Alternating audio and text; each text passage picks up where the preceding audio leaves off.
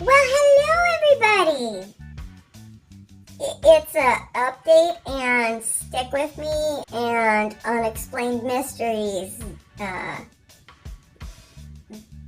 Shallow Dive. Kind of ran out of things to talk about and started yawning, so hopefully we don't bore you too much. Okay, see you at the end.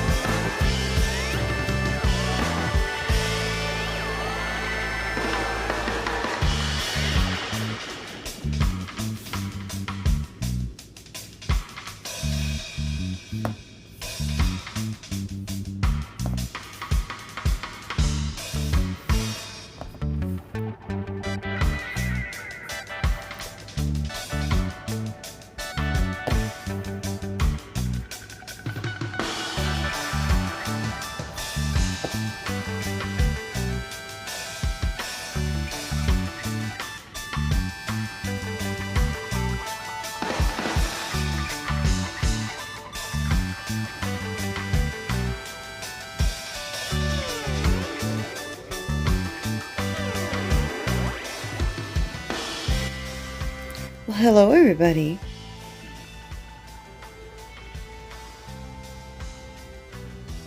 Trying to see what day it is. Saturday, September 26th.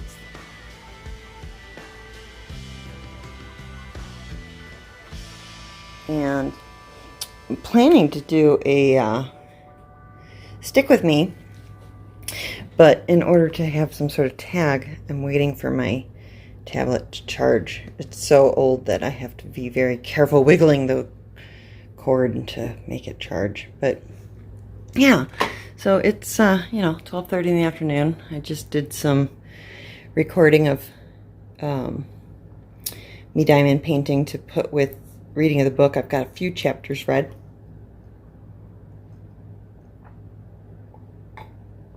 And I have to edit those. They take a little while. But maybe we'll work on that. Figure out something to do with that. I don't know. Maybe.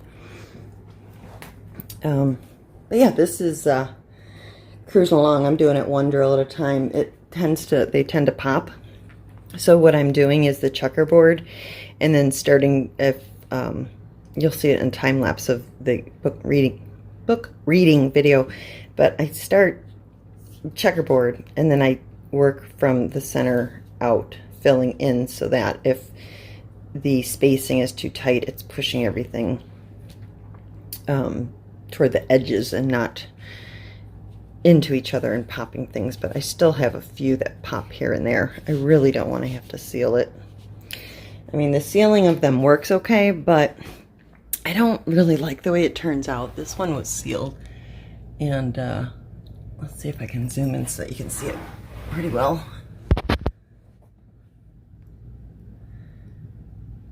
So you can see the sealer in there. And it's a little bubbly. It's not bad from a distance, but versus one that's not sealed, it's just so much cleaner looking than sealed. So it's my preference not to have to seal them. But yeah, so this one was sealed. And this one really kind of, things got out of control. It was the first time I ever sealed one. But again, from a distance, it looks fine.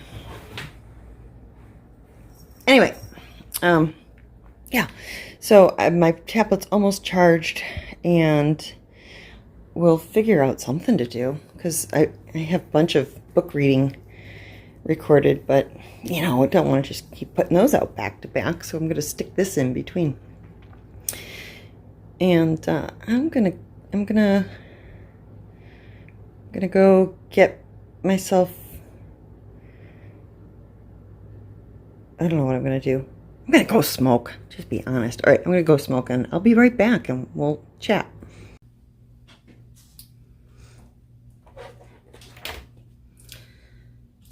Alrighty, let's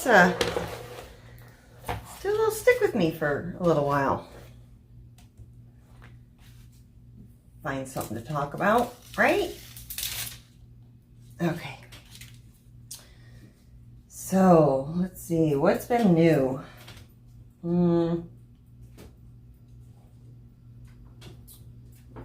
Oh, this week, Brian was very sweet. He made me a candlelight dinner after work one night. That was nice. Came up and told me that he had a surprise for dinner, and I came down, and he had made dinner, he had candles lit, he had turned the couch into a snuggly area for us, you know, with blankets and pillows to watch a movie. So that was fun. And let's see, what else is new? We went to the pool yesterday. That was fun too. We went to the quiet pool by where I used to live. Much different group of people that hang out there, more our age, quiet, versus when we went to the pool by this place, it was all college kids and rowdy, drinking, hanging all over each other and stuff. So it was much more relaxing going to that pool. He's really been getting into fishing in the area more and more, figuring out how to catch the fish and making a little bit of a name for himself. Apparently people are starting to recognize him, and I guess made some comment that, well, if he's not catching anything, they're not biting today, and, you know, he tends to be the one catching the most fish, which has kind of always been his thing. Life's a competition with that one, obviously. But yeah, he's really been getting into that and enjoying it, and as a result being a lot more happy and upbeat and fun to be around. Not so grumpy, so that's good. What else is new? Not a lot else. Just been really cranking out the diamond paintings lately. I still haven't been brave enough to try cross-stitching with Lily around. It's enough with her getting into the diamond painting action constantly. I did have a little bit of a mishap with her the other night. We were watching a movie, and you know, she likes to stalk around on the back of the couch and tiptoe around on the end tables where I have all my trays of beads and everything stacked up. Well, in the movie, this scene where you know, right as she's tiptoeing across the end table where I've got my beads all set up and everything. Suddenly a drive-by shooting and machine gun blasts through the living room window and scared the living crap out of the cat, and she knocked over my Coke into all of my diamonds. Most of it got filled up into the little cubbies on the wooden tray, but a few trays got filled with Coke also. So that was quite the mess to clean up, trying to get not only the table cleaned up, but then the Coke off of all of the trays of diamonds. They're sticky, and what I ended up doing was I put out paper towels, sprayed them down with Windex, poured the beads into them, rubbed them around a little bit, and then scraped them, cleaned the trays, of course, and then scraped them back into the trays, and it worked pretty well. There was still some sticky stuff left, but once I've emptied out the tray and been able to really do a good job of cleaning it, everything seems to be back on track again. But yeah, I've learned to keep my Coke, my beverage, on a different table than all of my trays now. So that was exciting. But yeah, she likes to get right up in there and lay down and watch me go. I wonder if she's, picking up on what I'm doing. Smart little kitty that she is. She does it while I'm on the phone working too. She'll get right up in there and lay down and watch me working on the computer.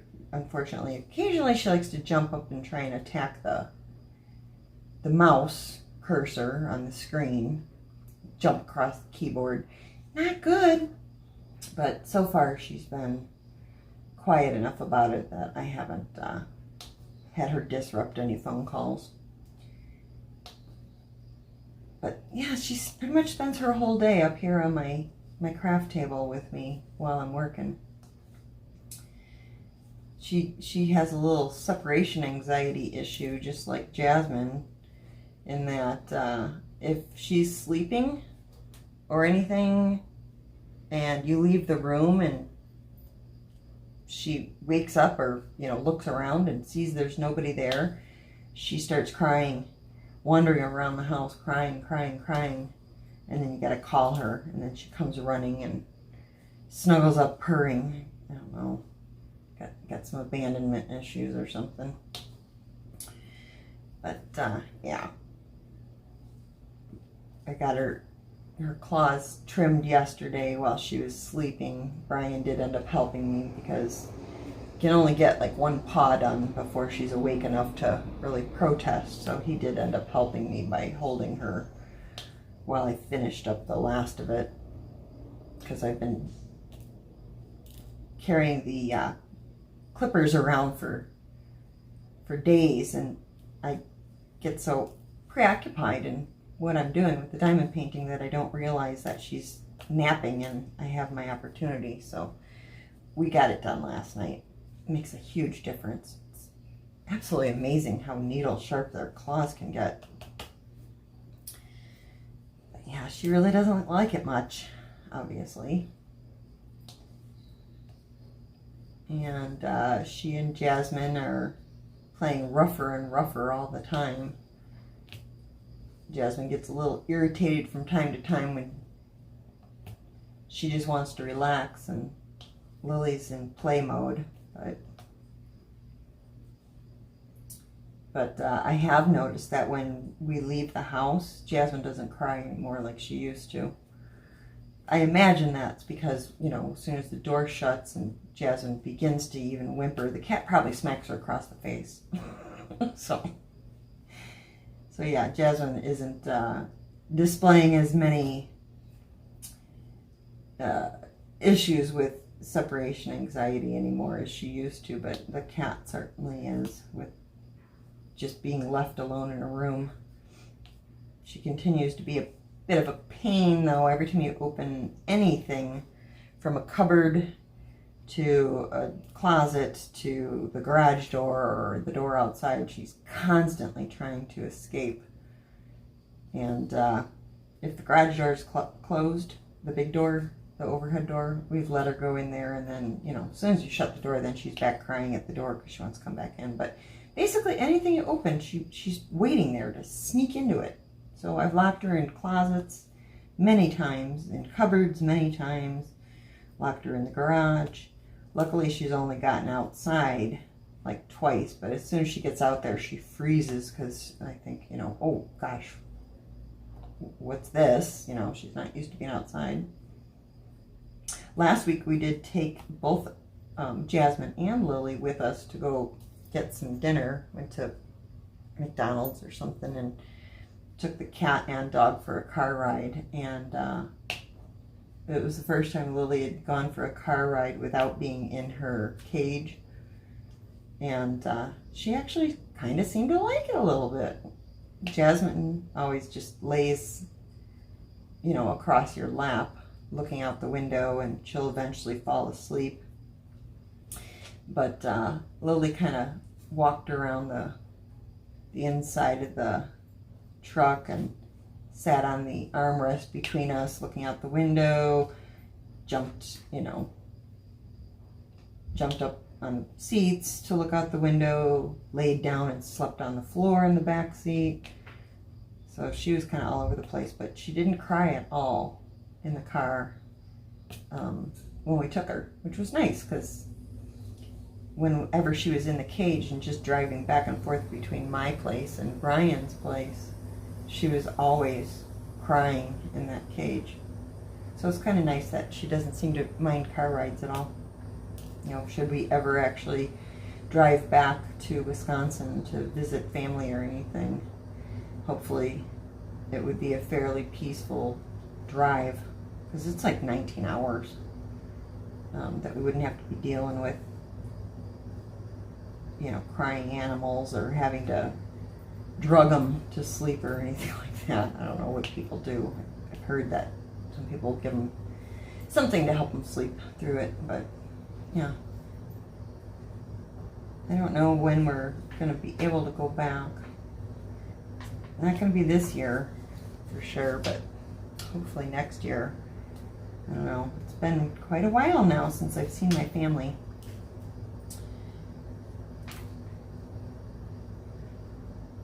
But hopefully not too many more years until I can see them.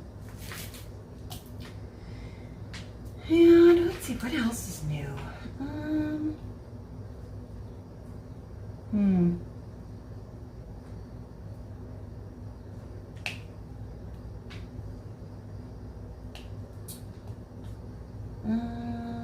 Work's been calming down some. The phones aren't so crazy as they used to be, which is nice. Getting a little bit more back to normal with that. And finally finished the last of the child support payments. I got a little behind on it for a while there because I was working so little that my paychecks were not enough to have my normal withdrawals for support. So I finally had the last withdrawal, and actually that last one I ended up overpaying the support payment, so I've got a refund coming back to me too, which is nice. And got all caught up on my deficit for my health insurance and dental and all that, because without making enough money, I wasn't even making enough to cover those payments. So I'm finally caught up that I should be getting decent income again. Yay! Things have been tight, but he's had a few interviews now. Still hasn't gotten any job offers, but hopefully he'll find something soon. I don't know how long unemployment pays, but thankfully he's getting unemployment.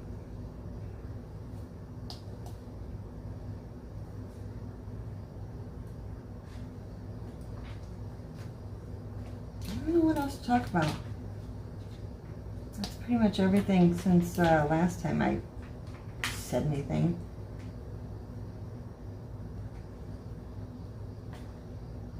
Trying to decide what I want to do with that hoarder sign as far as jazzing it up.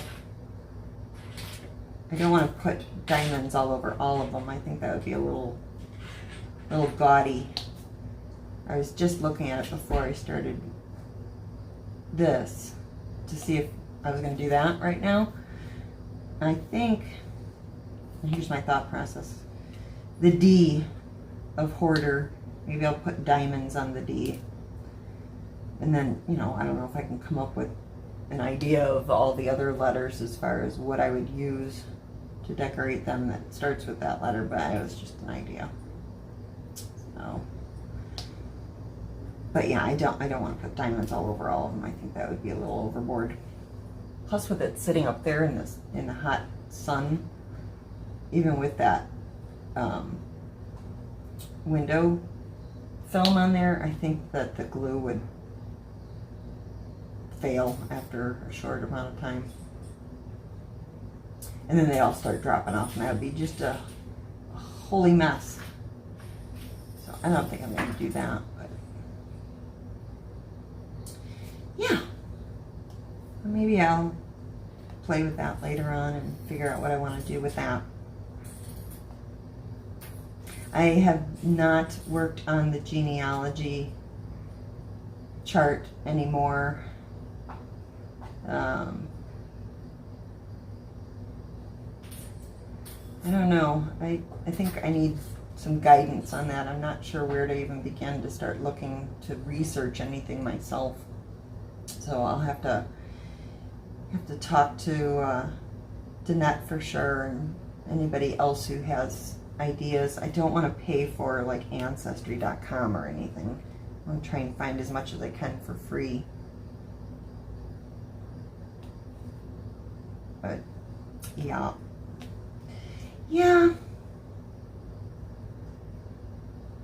I do kind of feel like cross-stitching again though.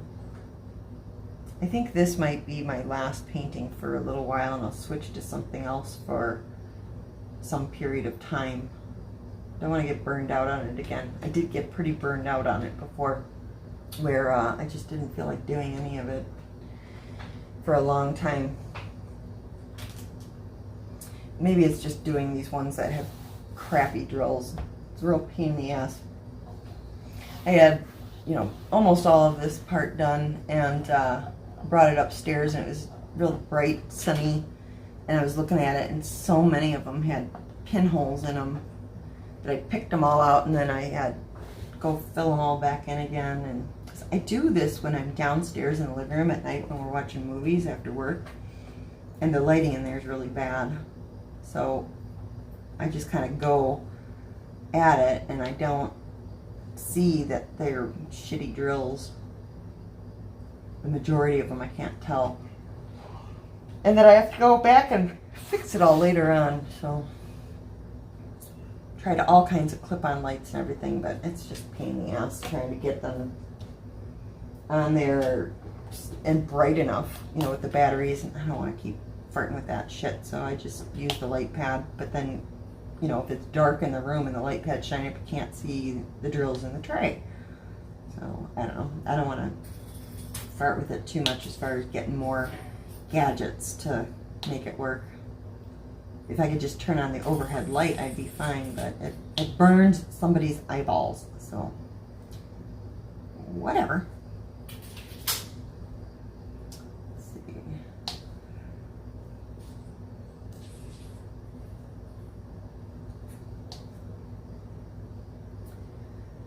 Oh, I'm tired today. I stayed up too late, I think. I saw an ad for one of those apps that pays you for playing games, and I started playing last week through this app, and you know, they give you goals to earn points or whatever, and I ended up staying up too late last night farting around on one of the games, but I've already cashed in $15 worth of Amazon gift cards in a week, so you know, whatever. But I prefer to stick to one game. I don't like flipping around all the time because I've got so many different games now that, you know, you get points for playing it for like 3 minutes a day, and I don't know, it's a pain in the ass.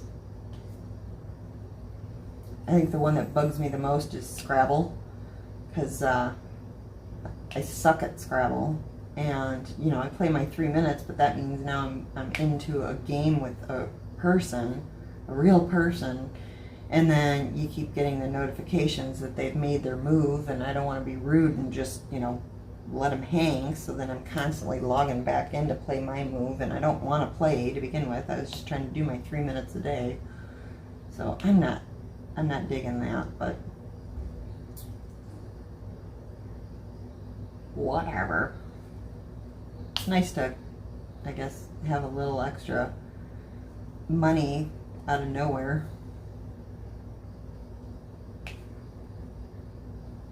For, you know, farting around on your phone playing a game. It's certainly not any way anybody's going to get rich, though, I'll tell you that. It takes like 2 to 3 days to make $5.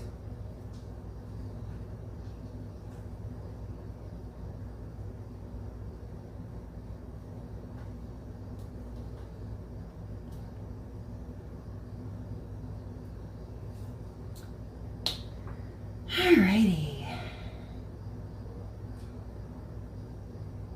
Well, I've run out of things to talk about already, so I guess I will see if I can find a tag or something that looks fun and go from there. I feel like I could use a nap, to tell you the truth. But yeah, it's only 1 o'clock on today's my Sunday. It's actually Saturday, but you gotta make the most of your days off.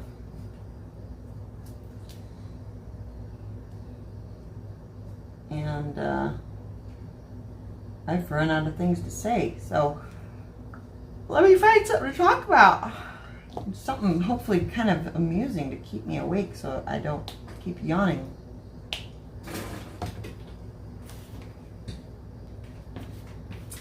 I know what I can do. Here we go. Rachel had sent me this, and I keep looking at it and forgetting about it to do. I haven't even started it because I was going to do this with you guys. So this is the desk calendar she gave me.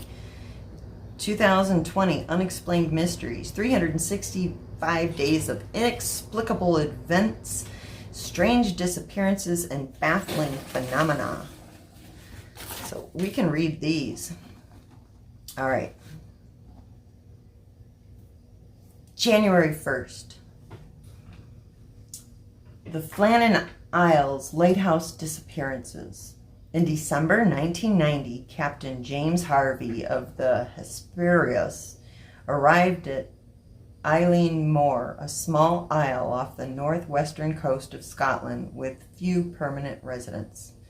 I'm sure I said that wrong. Okay. The captain and his crew were tasked with transporting Joseph Moore, a relief lightkeeper for the island's lighthouse. The Hesperus made land only to find the lighthouse deserted and the 3 lightkeepers who were stationed there missing.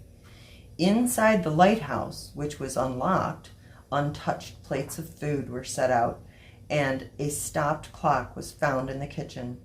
A chair was knocked over, and 2 of the 3 coats belonging to the keepers were missing. Despite a thorough search of the lighthouse and island, no bodies were ever found, and questions remain about why all 3 lightkeepers would have left the lighthouse at one time, which was strictly against the rules. Ooh, what do we think happened? Well, 2 of 3 coats, so the 3rd guy was dead, and the other 2 guys needed to put their coats on to go dispose of the body, but something happened while they were out there. Whether it was the elements or something else caused their demise. That's my guess. All right. Let's see what's next. January 2nd.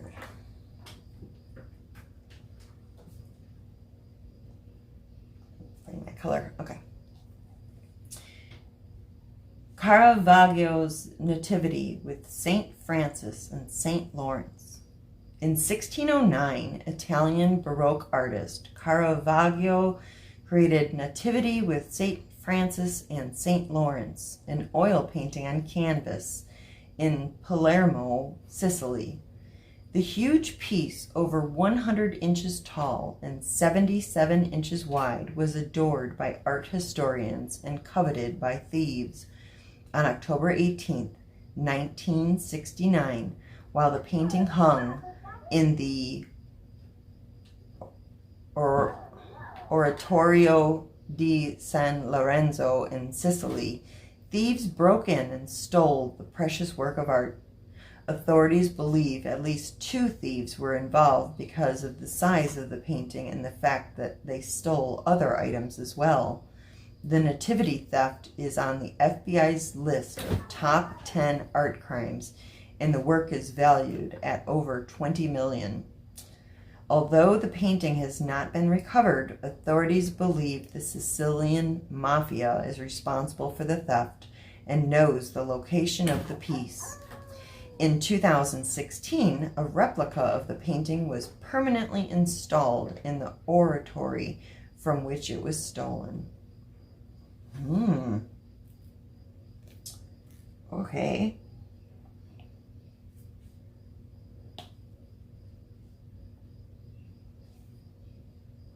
Art theft isn't as interesting to me.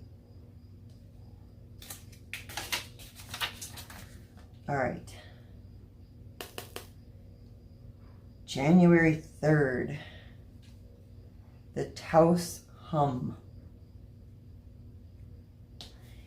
In Taos, New Mexico, around 2% of residents hear a low-frequency hum that is louder at night. This strange phenomenon started in the spring of 1991 and occurs to this day. Scientists believe the low-level rumbling noise is real, but they are not sure of the cause. And Taos isn't the only location to experience it. People in Bristol, England, Largs, Scotland, Windsor, Ontario, Auckland, New Zealand, and other locations around the world have been reporting the maddening sound since as far back as the 1950s. Researchers speculate the hum might have to do with the environment, such as small tremors in the earth or a mechanical or electrical source, while some people believe in a paranormal or extraterrestrial related cause. Only a few hum cases have been solved, but the source of the Taos hum has not yet been determined. I think I saw a TV show about this, his ancient alien stuff or whatever. Very interesting. I don't know what would be causing that. I wish they would have said the ones that were solved what they were. Might give us an idea of what's going on. But then it wouldn't be nearly as mysterious, would it?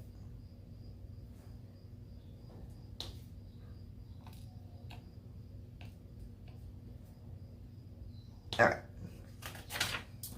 January 4th and 5th. Okay. Let's see here, what color do I want to do? I'll do P.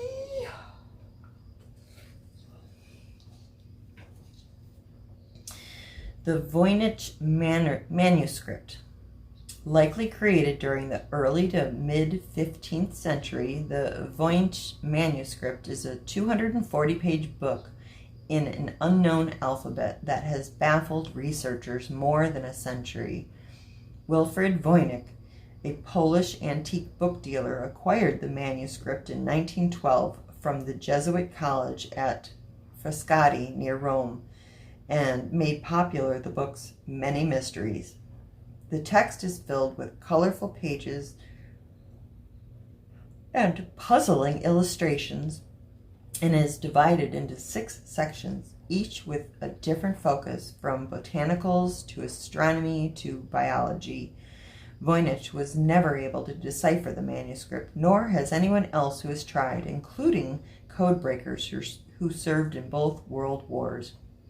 In 2017, the Times Literary Supplement published an article that claimed the cipher in the book had been solved, but Voynich scholars quickly refuted it because all the author had as proof were 2 sentences in improper Latin. Very little is yet known about the reason for the book's existence. Today, the manuscript can be found at the Yale University Beinecke Rare Book and Manuscript Library. I think I saw something on TV about this too. I watch a lot of history stuff on TV. And this is from the History Channel. So. All right. January 6th. The Dighton Rock Petroglyphs. At 11 feet long and 9.5 feet wide, Dighton Rock, named for the Massachusetts town where it was originally located, is covered in strange characters. People have been trying to find the meaning behind the rock since the first colonists arrived in the area, and the petroglyphs have never been explained. Researchers had a hard time studying the markings because the rock was in the Taunton River and was underwater 20 hours a day due to the tide. Those theorized to have created the markings include the ancient Phoenicians, Norse, early Portuguese explorers, and even ancient Chinese explorers. The rock is so popular and mysterious that many businesses in the area have named themselves after the rock, including the Dighton Rock Resort Park, an amusement park that burned down in 1921. The rock has been moved to a small museum in Dighton Rock State Park, located in Berkeley, Massachusetts. Wow. Oh, that's the wrong spot.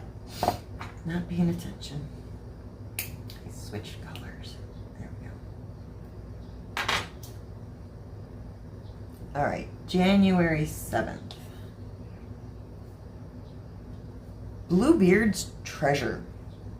Oh, sorry, Blackbeard's treasure.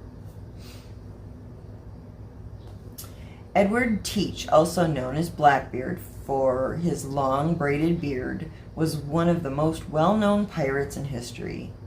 His largest act of piracy, stealing one of the largest warships, La Concorde, from French slave traders in 1717, led him to an area off the coast of Martinique in the Caribbean.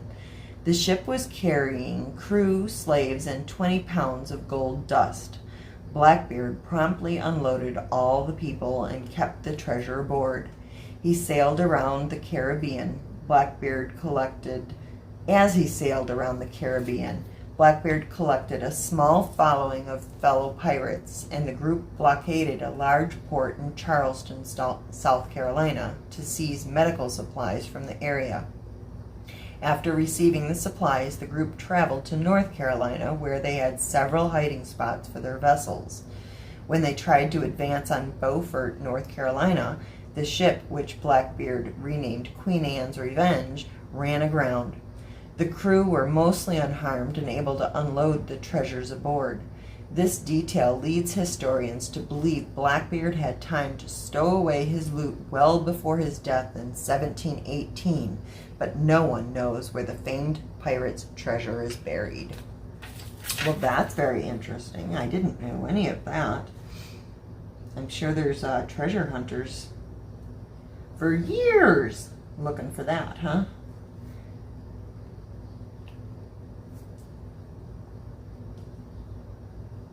All right. Let's do a couple more, and then I am gonna call it a day because I am sleepy and I don't want to keep yawning. All right, January 8th.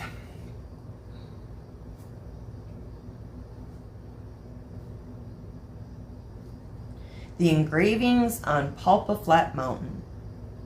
Around 800 different geoglyphs known as Nazca lines. Oh, I've seen a show on this too. Known as Nazca lines have been found in Peru since 1939. Their designs range from basic lines and geometric shapes like triangles, rectangles, and arrows to more complex representations of plants, animals, including spiders, monkeys, whales, lizards, and dogs, and even a humanoid figure named the astronaut. The geoglyphs cover an area over 50 miles long, and some are visible only at certain times of the year. Though their true meaning remains unknown, it is believed that the designs were created between the 3rd and 7th centuries by the Nazca people. Most of the glyphs are constructed from trenches between 4 and 6 inches deep and are only visible from the sky, which has led many to question how the Nazca could have coordinated such a massive effort without aerial support. Researchers believe that the glyphs probably had spiritual meanings, but they do not yet know what those meanings may be. This would have been an Ancient Aliens episode, and they were speculating that it was, for UFOs to bring them into land, like aerial markings for landing pads or whatever, for the aliens to come in.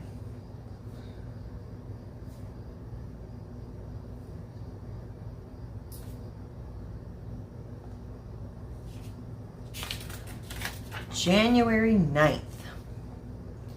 Kangamato, the legendary flying monster. Nearly a century ago, one of the first officially reported sightings of the legendary flying monster known as Kangamato was made. This beast, whose name translates to breaker of boats, is described as having a long tail, leathery wings with a huge wingspan, a thin head, and sharp teeth. It has been reported to attack the boats of travelers in the swamps of Zambia, Angola, and the Congo. Though local tribespeople had described encounters with the beast for many years prior, an early account was published in 1923 by traveler Frank Holm Melland, followed by biologist Ivan T. Sanderson's recorded sightings in the 1930s. In many of these reported sightings, witnesses described the animal as closely resembling a pterosaur, a type of flying reptile long thought extinct. Though this explanation is unlikely, researchers and historians believe the animal's true identity could be anything from an unnaturally large bat to a misidentified member of one of the swamp's many great bird species. Well, there you go.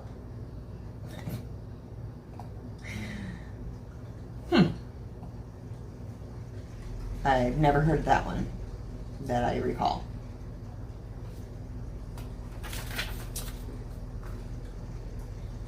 All right, January 10th. Myanmar's missing Damazadi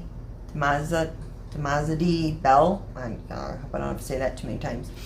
In 1608, at the Shwedagon Buddhist pagoda in Myanmar, an ornamental bell weighing 661,400 pounds was stolen from its resting place. Called the Damazadi bell, it was originally cast from gold, silver, and copper, and was, at the time, the largest bell in the world.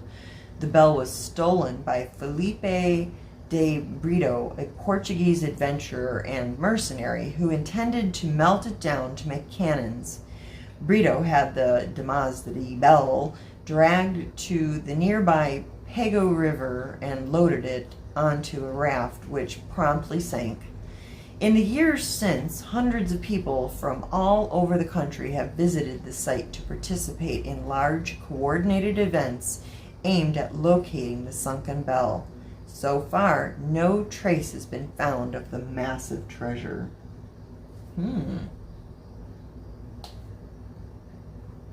Have not heard of that either.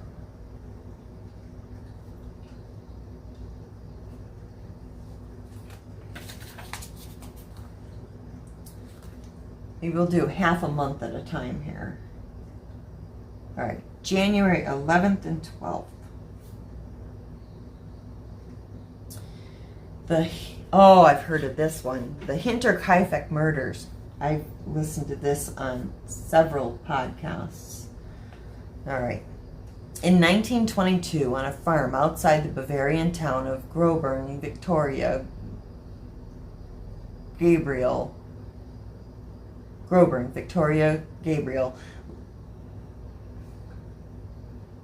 Oh, Jesus. Okay. No. Let me start that over. In 1922, on a farm outside the Bavarian town of Groburn, Victoria Gabriel lived with her 2 children, 7-year-old Cecilia and 2-year-old Joseph, as well as her parents, Andre and Cecilia. Is it Cecilia? Probably Cecilia. We're going to call her Cecilia because it's got, accents on it, whatever. All right, so Victoria, her 2-year-old son Joseph, and her parents Andre and Cecilia Gruber. The family kept mostly to themselves, but after young Cecilia missed 2 school days and the family didn't go to church, the community got worried. The family's neighbor, Lorenz Schlittenbauer, decided to lead an investigation.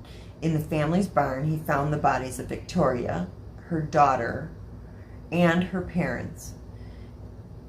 Daughter? You mean son. Her son. No, daughter. I didn't know she had a daughter.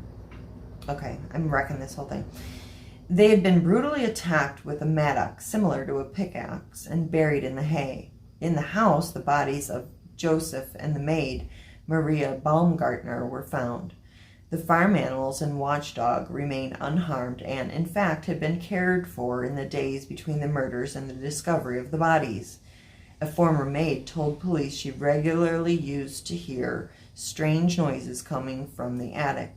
Prior to the murders, Andre had mentioned to neighbors that he had seen footprints in the snow leading only to the house. The murderer was never found, and the case is considered Germany's most infamous unsolved crime. All right, there's a lot more to this story than this little blurb on the calendar, but again, it was featured on Morbid, did an episode on it, and who else did one? I can't remember if it was probably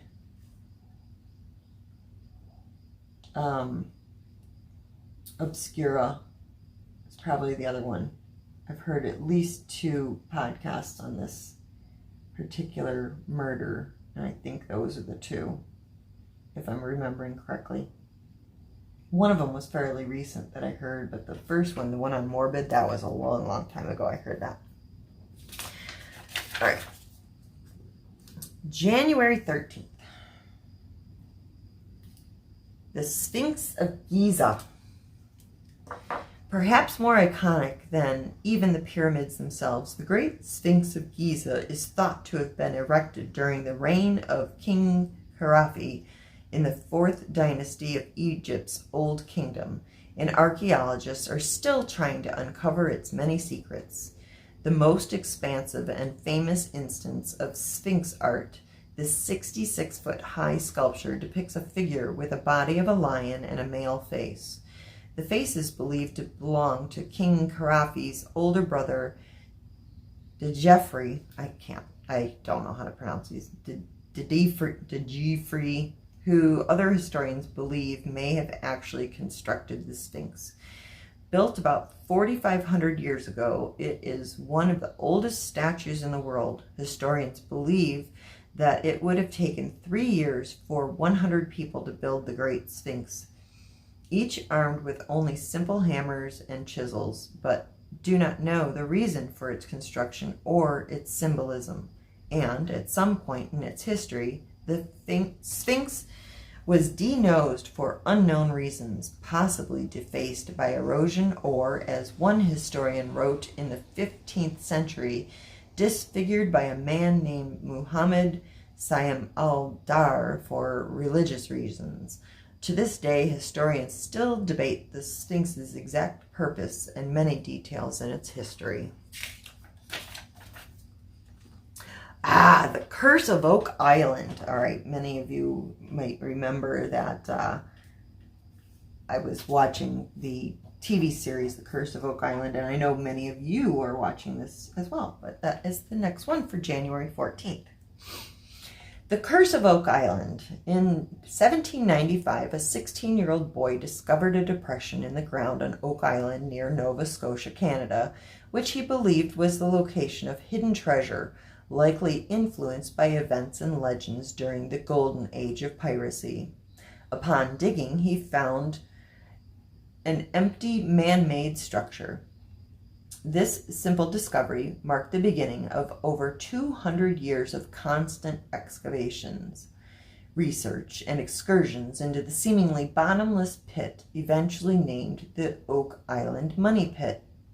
As successive generations showed marginal progress in excavating the pit, treasure seekers found hints of riches within, from inscribed stones promising 2 million pounds to alleged gold pieces. Many adventurers and historians have tried their hands at uncovering the pit's secrets, including Errol Flynn, John Wayne, and even Franklin Delano Roosevelt. Though over 100 feet have been successfully excavated and millions of dollars have been poured into exploring the pit, the attempts have been unsuccessful and some even deadly, leading many to term the mystery of the Curse of Oak Island. All right, last one, January 15th. The Black Dahlia. I've listened to a couple podcasts on this as well. It was January 15th, 1947, when the brutally murdered body of Elizabeth Short, a 22-year-old aspiring actress, was found in Los Angeles. A local woman discovered Short's nude and posed body in a vacant lot. Due to the lack of blood found at the scene, despite the number of cuts and mutilations, her body was horrifically cut in half. Police concluded that Short had been killed elsewhere and moved. The Hollywood hopeful was nicknamed the Black Dahlia after her love of black clothing, as well as after the movie The Blue Dahlia, which had come out at the same time as the murder. While numerous witnesses and even confessions were investigated by police, each was ultimately found to be false. Despite its massive publicity and the lengthy investigation by authorities, the murder was never solved and remains one of the oldest and most infamous cold cases of all time. Dun, dun, dun. All right, there we go. We did the first 15 days of January from the History Channel's 2020 Unexplained Mysteries 365-day calendar. Thank you again, Rachel, for that. Really appreciate it. All right, I'm tired and dry mouth from reading. So I am going to call it quits for today. I hope you're all having a great weekend. It's raining here now, so it's a good day to snuggle up and watch a movie. So I will catch you all on the next one. Love you guys. Bye-bye. Okay, you still awake? Yeah, if you weren't tired, you might have found that kind of interesting. It was kind of interesting how many of those things she'd already heard of. Boy. The bottomless pit of useless information. Anyway, if you like that kind of thing, let us know. We'll do more of those. If you didn't like it, then I don't know why you're even watching still right now. I would have turned it off a long time ago. Okay. Love you guys. See you in the next one. Bye!